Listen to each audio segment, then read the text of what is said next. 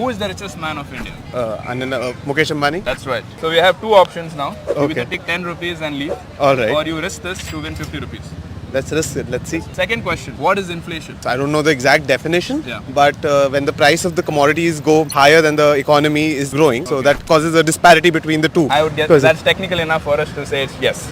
Alright. So you won 60 rupees. Do you want to call it a day or you want to risk it for 200 rupees? Let's risk it. Let's see where it goes. Rich man. Alright, last question. Would you take either 50 lakhs per year for the rest of your life or would you take 10 crores right now? 50 lakhs for the rest of my life per year. That would be a better investment for me because I can look into new avenues and invest them more and increase my wealth as a continuous flow of income. Rather Rather than give you than 10 crores today and Yeah. you kept it in even the safest investment options like FD, you Yeah. would have made both 10 crores and 50 lakhs per year for the rest of your life. So Yeah, the correct that's answer is 10, 10 crores. crores. Okay. So yeah. unfortunately you lose this money. That's So fine. sorry. That's fine. That's fine. Alright guys, Alright. that wraps up.